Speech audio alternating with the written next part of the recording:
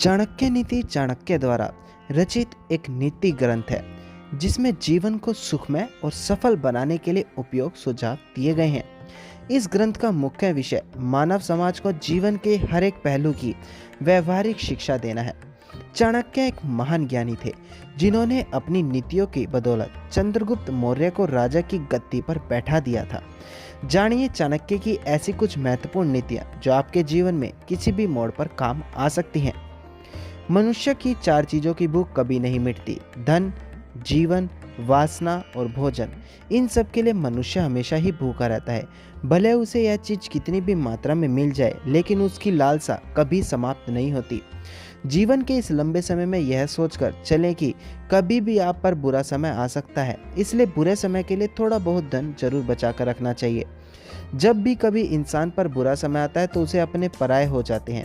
यदि उस धन उस समय उसके पास हो तो उस परेशानी का सामना भी वह कर सकता है। बहुत भले बनकर जीवन व्यतीत नहीं किया जा सकता, क्योंकि भले और सीधे आदमी को हर कोई दवा लेता है। उसकी शराफत और ईमानदारी को लोग पागल समझते हैं। जैसे जंगल में सीधे पेड़ों को सबसे पहले काटा जाता है और टेढ़े पेड़ों को खड़े ही रहने देते हैं।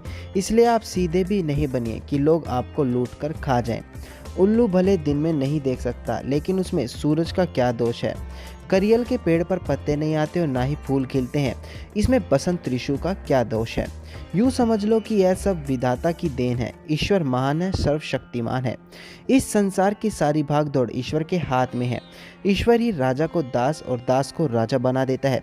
ईश्वर ही अमीर को गरीब और गमीर को अमीर बना देता है। ईश्वर पर भरोसा रखो, क्योंकि वही सबका ख्याल रखता है।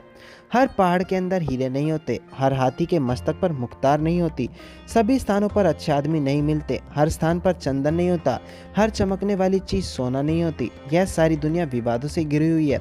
इसलिए जीवन में कोई भी निर्णय लेने से पहले अवश्य सोचना चाहिए। जैसे हाथी बूढ़ा होने पर चंचल रहता है, गन्ना कूलों में पड़ने पर बाद भी मिठास नहीं छोड़ता और सोना आग में तपने के बाद भी अपनी चमक नहीं खोता, इसी प्रकार अच्छे चरित्र वाले लोग कहीं भी चले जाएं वह अपने गहने नहीं छोड़ पाते। कुछ पागल लोगों ने पत्थर के टुकड़ों को ही रतन मान लिया है, लेकिन दोस्तों असली रतन तो केवल अनाज, पानी और ज्ञान ही होता है, और इन्हीं तीनों रत्नों से बड़ा कोई और रतन नहीं होता।